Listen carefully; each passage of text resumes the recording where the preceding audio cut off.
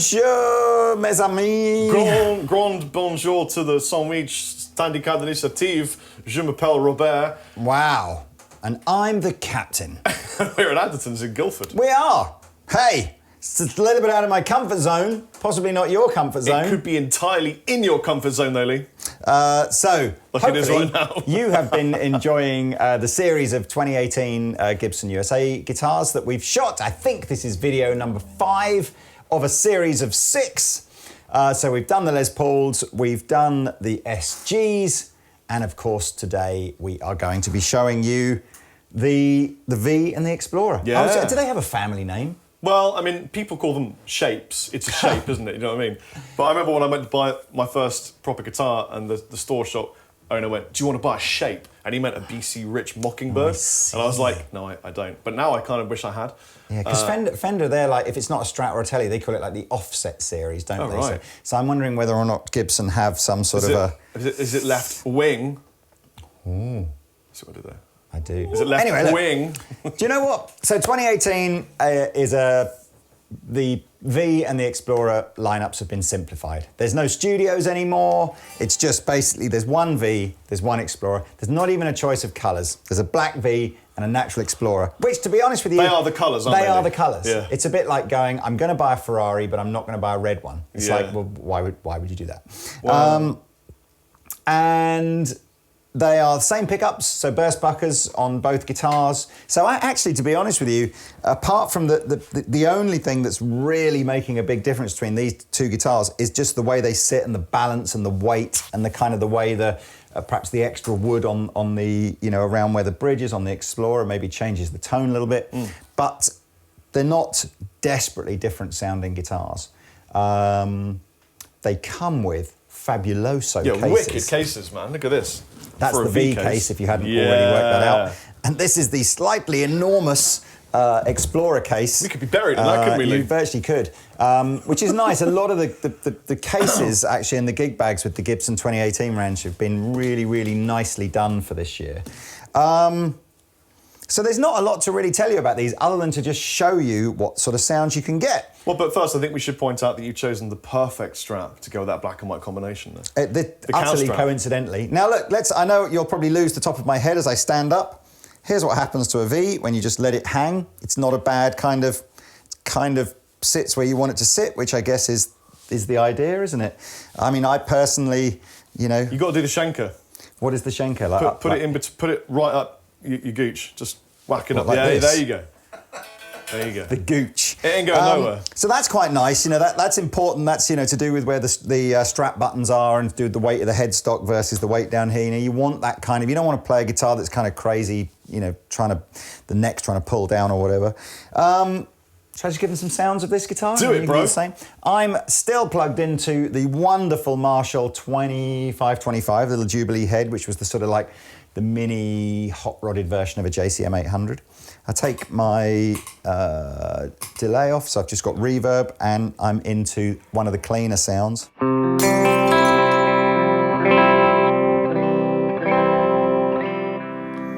Neck pickup.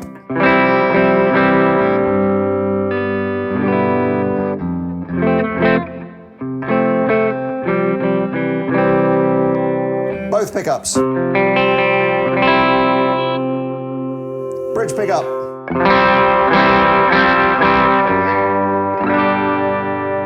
Now, again, it's a pretty fearsome sounding guitar with everything rolled up maximum, but if you take some time to familiarise yourself with the tone and the volume controls, you can get some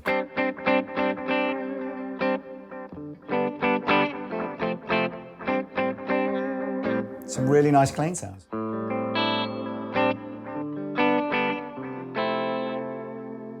And that's just everything basically back down like 3 or 4 notches.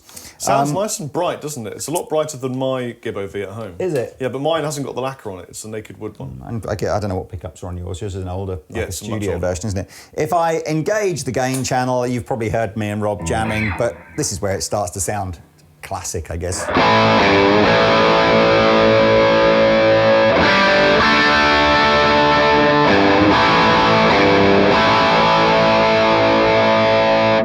It's just great.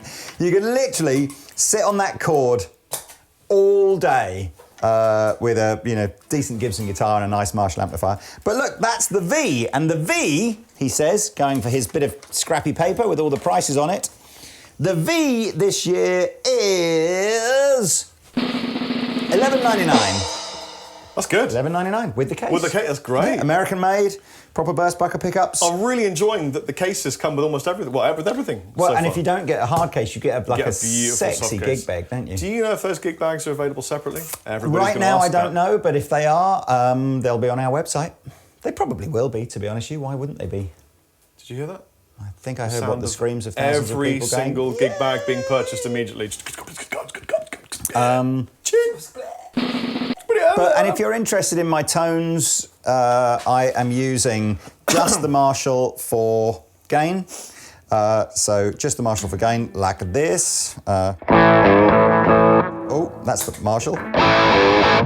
And then I'm using an EP boost set to about 9 o'clock to just go.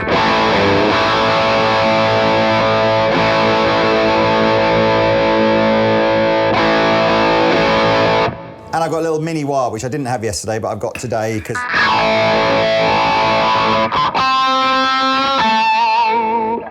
Which I can't use not standing up. But anyway. I always find the EP boost is better set to the time of day because at about 9 o'clock in the morning you want it nice and chilled out, and then at midday you want it like cranked up a bit more. What a great concept for a pedal. There you go. Anyway, that's a very interesting idea. We've patented, copyrighted, and everything Yes, that idea. That's our idea. It's ours. Well, technically my idea. Technically But yours. anything that's my idea is also my friend's idea. That's what marriage does. So, sorry, civil partnership. Civil partnership, yes, that's right. Love you, Rob. I love you too. That felt nicer than it should have done. I've got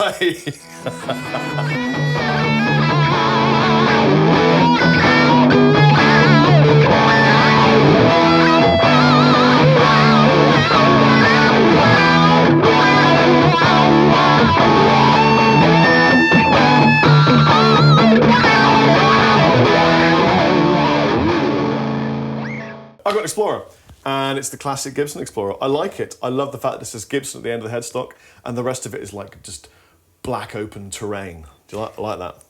Because the Explorers and the Vs are like way older than I think people would think, aren't they? Oh, yeah. They're like, are they late 50s or were they early 60s? Well, they guitars? made literally like 100 Vs way back in the time, and they didn't sell. Yeah. So they didn't make any for ages, but they were made really early on. Can I Wikipedia it? Because Absolutely the only Wikipedia. reason I say that is because when you look at this headstock and you look at the number of different guitars this has inspired, Kramer, Jackson, all that kind, and you think this sort of did it, maybe 20 years before any of those guys did it. They were clever people. Maybe someone's going to say actually Gibson stole it from someone else. I don't know. Wasn't it Rickenbacker or something had the Fender headstock, didn't they, before Fender did? Anyway. Bixby. Well, was it big? You're right. Totally right. Before that. Totally right. If you can't hear what Pete's saying, that if you go back like 150 years or something, there's a Martin acoustic guitar with a fairly Fendery looking headstock on it. Which of course it But wouldn't. then everyone stole everything from the Lute. Well, that's true. And the Lute probably from the Ugg stick. I got Yeah, I can you got Ugg imagine? stick. You want trade for stone? I love Ox when it's cold. Right, Wikipedia, Gibson Flying Beat, 1958. Yeah, it tells you. And how many did it make? Insane. Was it 100? Was first released in 1958. Futuristic, radical body design, much like its siblings, the Explorer, which was released in the same year. And it was the Modern, which was designed in 1957. Modern's that really weird, looks like an axe. Yeah. Sort of. The reverse V. Yeah. Oh, no, not the reverse Kind of V. more like an Explorer, but where it's got like a curve, like a moon curve in it, and it looks like an axe that you might chop. I'll show you a Right. picture. Post-apocalyptic Mad. Explorer. So yeah, that's crazy. So the Modern, which was invented in '57, but they never actually put it into production until 1982. They literally run out of ideas by 1982, didn't they? It's like, what can we do? Well, we had this really looking guitar from Well, we've invented 1957 that all we of the never actually guitars brought now. out. All of the guitars. That's mad, isn't it? And then I mean, what a time! What a time in guitar design. Imagine that, Strat, Les Paul, Telecaster, Jaguar, Jazzmaster, Flying V. All in that sort of 10-year. I'm going to have to bring up something that window. my buddy Fluff said in a video recently, and then What I'm did he actually say? going to get back to this review because why not? And Fluff was saying, is it a thing that legacy guitar brands can't bring out a new shape because people are like, but that's not from the 60s. That's not got a list of my heroes playing it, so I don't accept it emotionally. Whereas you look at a new amp or a new pickup or a new thing, people are like, I want the new tech, give me the new tech. I think that's probably... we've had probably this true. conversation that, you know, that for Fender and Gibson and probably brands like Rickenbacker and Gretsch and everything like that, it's a blessing and a curse at the same time, isn't it? You know, there's like everybody wants to own a Fender Strat from the 50s or the 60s, or, you know, but then if Fender came out and said, well, we've done this shape, it's like it's got like a jaggedy bit here and it would be like, no. Jackson maybe could do something like that, or a modern brand could do that, and people that's, would be I suppose, like, why Fender Corp buy all these other brands, so they can do that through them. Do you know what, that's totally true. When I first started playing, selling guitars, you know, Fender had that, did they call it the heavy metal Strat? Or just the Strat? And it was like a black Strat, and it had like a jaggedy lightning, the word the Strat up here, and it had like a Kahler trem on it, and you just couldn't give the things away. They weren't bad. I have one now. They did the Elite. You remember the Robin Ford Elite, which was very Gibson-y, and again was never that popular.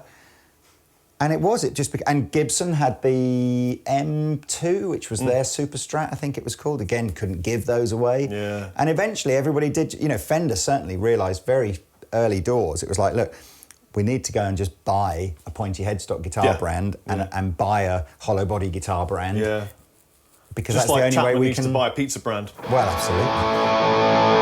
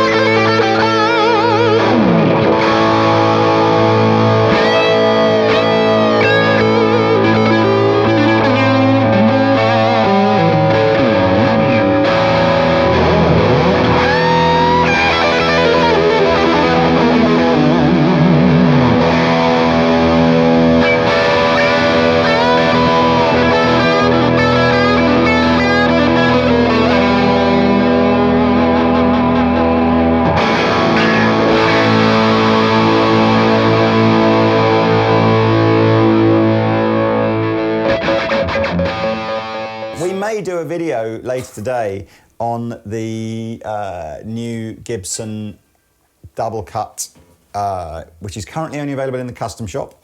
I think Gibson are probably just toeing the water. Let's see if it's popular. I'm sure over the next year or two it'll filter down into, you know, more affordable ranges. But it's definitely a sort of an offset double cut, you know, where one horn's a little higher than the other. It's got an arch top. Maybe some people would say it's a little bit reminiscent of another guitar brand that might begin with P and end with S and couldn't possibly have an R in the middle. Peters. But who knows? What do you think? Do you think Gibson should be experimenting with that? Or do you think Gibson should just stick to what they do? You know what I think? What do you think? People should do whatever they want to do. What, literally? Just do, well, Not within literally, the that would be confines of the anarchy, law. wouldn't it? Yeah, and within always the ask, confines of the always law. ask for permission before you... making a Strat. Yeah, absolutely. Oh, hang on. They are. Or a 594. You know, what's the 594 if it's not a nod towards the Les I Paul? love that Pete's become a hype man. He is. in our videos. I always liked like chat shows and stuff where the guy behind the camera would periodically shout at the presenters, and you got. Yeah, it's like in the American TV shows like Seth Rogen, Seth Meyers, and the other guys. Remember really the Big Breakfast in the morning that used to have like Johnny Vaughan and Zoe Ball. No, what was it? Denise Van Outen. Denise Van Out and About. Oh, she was a hottie, wasn't she? She went out and about. She probably still is. Well, I don't know, but you know what I do know? What? This here beautiful Gibson Explorer's got some great tones. Yes, we'll get to it eventually. Mesa Boogie 5 Mark, what is it? It's the 535. Mark 535. And I got the Specular Reverb too. Another clock. Don't. What if we did a boogie amp with a stay and on it target, started Lee. as a 132 and eventually ended up as a 535, you know, and it just changed us.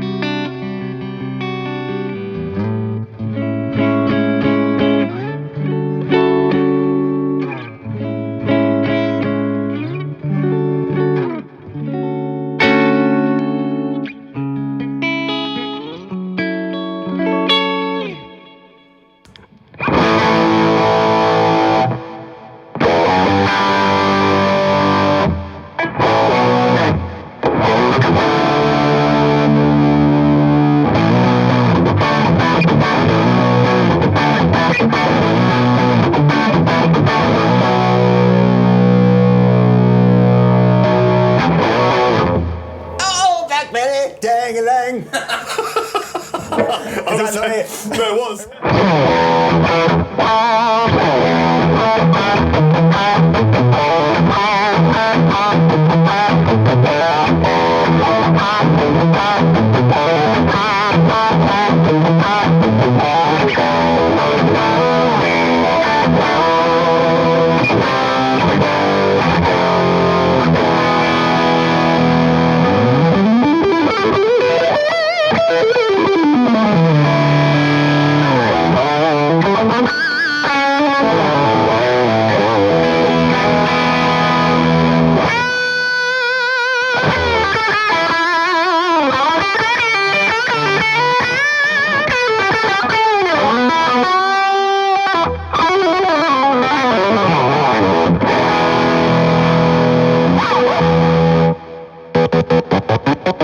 Right, comment section challenge. You have 5 seconds. Get your fingers over the keyboard now like that. Most famous Explorer player you can think of. 1, 2, 3, 4, 5. Finished. If you didn't think of one, you're out the game. Who's yours? The Edge. James Hetfield. That's 2. Yours? Well, James Hetfield was mine. Okay. And I didn't think fingers of it. over the keyboard. Most famous Flying V player you can think of. 1, Jimi Hendrix. 2, Jimi Hendrix. 3, Jimi Hendrix. 4, Jimi Hendrix. 5. The end, finished. What Lenny did you type? Kravitz, Jimi Hendrix. I was going Jimmy. And the Freddie King. Yeah. Yeah, and obviously Michael Schenker. Oh, Michael Schenker. Yeah. Quick, sing it.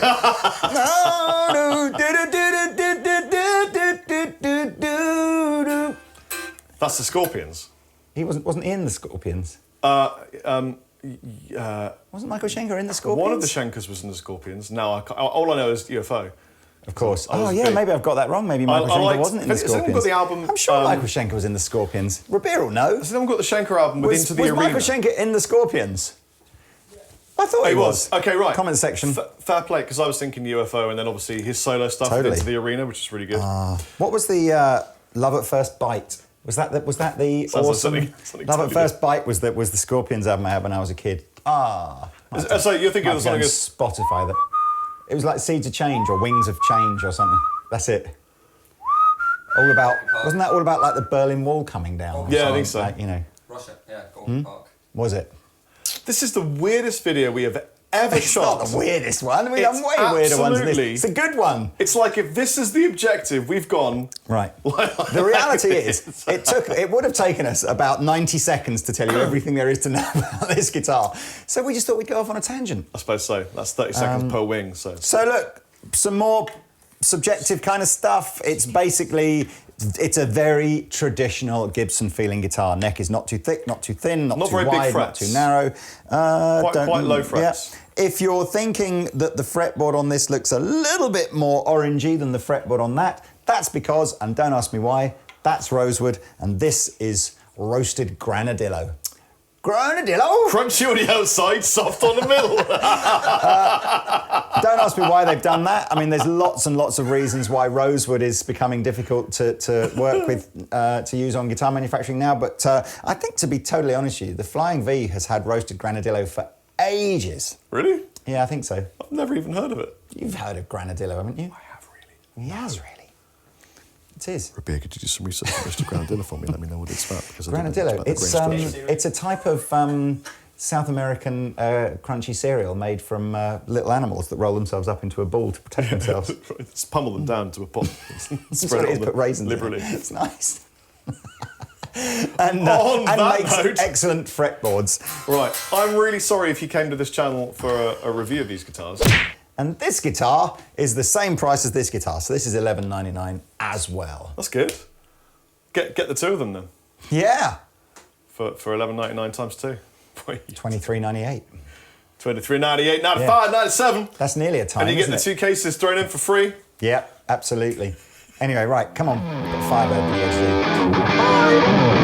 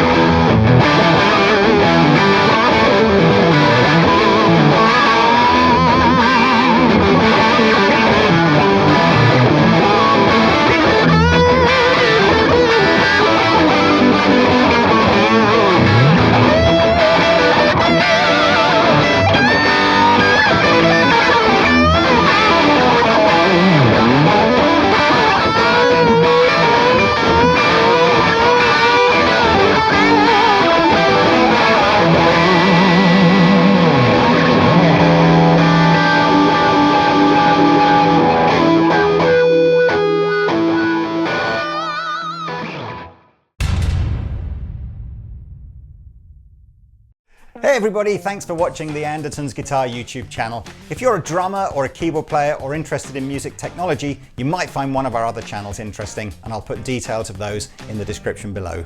If you want to find out more about the products we've just featured, please click here. If you'd like to buy a t-shirt like this, please click here. If you want to watch another video on our guitar channel, click down here. And to subscribe to our guitar channel, click here. Thanks again for watching, and we'll see you next time.